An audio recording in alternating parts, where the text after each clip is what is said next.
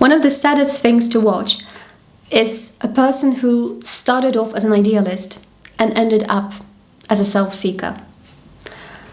And even though it is sometimes caused by disappointment, and we all face disappointment at some point in our lives, or some negative experience, it's not always so. Sometimes such self-seeking behavior is caused by success, fueled by lack of gratitude. If you take a look at the scandals in the church, in politics, in show business, you'll probably notice that most of these people were not that corrupted from the very beginning.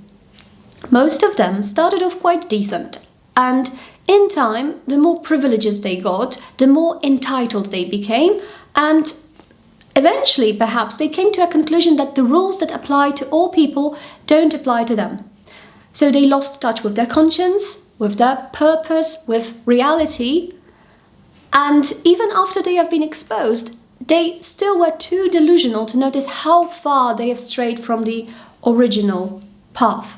The fact that they are often surrounded by faithful groups of followers, also known as enablers, doesn't help because this gives them a false sense of security.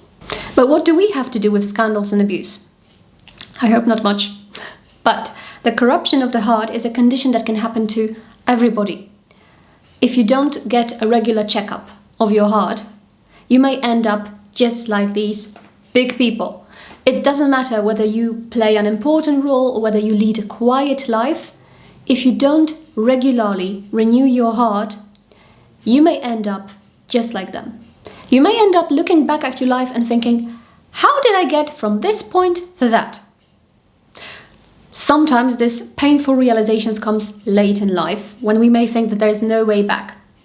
But luckily, more often than not, we do have time to nip that in the bud, to change it and to become aware of it. And if not, we may always count on life to shake us back into reality. This Sunday we are meditating John 2 verses 13 to 25. When it was almost time for the Jewish Passover, Jesus went up to Jerusalem. In the temple courts he found people selling cattle, sheep and doves, and others sitting at tables exchanging money. So he made a whip out of cords and drove all from the temple courts, both sheep and cattle. He scattered the coins of the money changers and overturned the tables. To those who sold doves, he said, "Get these out of here. Stop turning my Father's house into a market." His disciples remembered that it is written, "Zeal for your house will consume me." The Jews then responded to him, "What sign can you show us to prove your authority to do all this?" Jesus answered them, "Destroy this temple, and I will raise it again in 3 days." They replied, "It has taken 46 years to build this temple, and you are going to raise it in 3 days." But the temple he had spoken of was his body. After he was raised from the dead, his disciples recalled what he had said. Then they believed the scripture and the words that Jesus had spoken. Now, while he was in Jerusalem at the Passover festival, many people saw the signs he was performing and believed in his name. But Jesus would not entrust himself to them, for he knew all people. He did not need any testimony about mankind, for he knew what was in each person. This is one of these fragments of the scripture that is overused to show that Jesus was not this always smiling, always happy, overly sensitive man who wouldn't hurt a Pharisee, but he actually could get angry.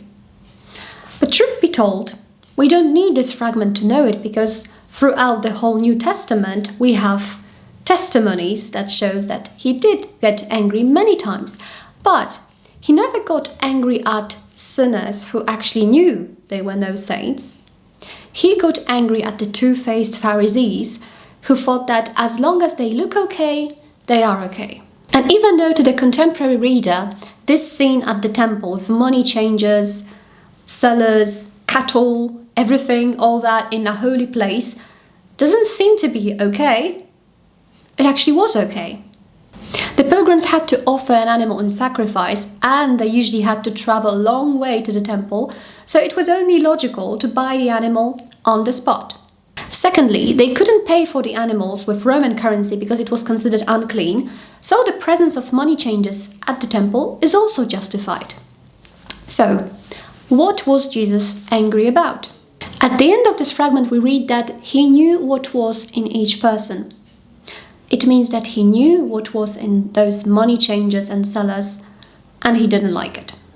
Whether they ripped people off demanding too much money or disregarded the temple in their own hearts, overly focusing on their business, Jesus knew what was in each of these people, and it turned out to be in opposition to the spirit of this place.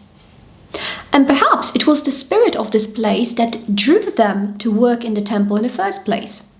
Perhaps this change was gradual.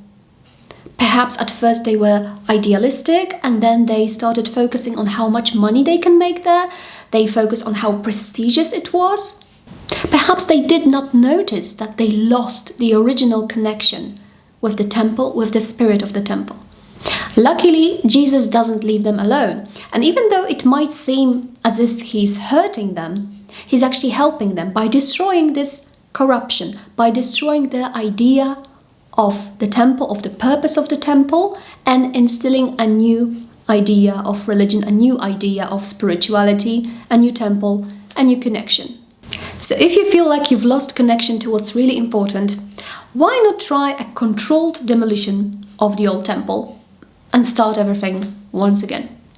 If you'd like to try that, see you on the meditation, Sunday 10 p.m. Central European Time.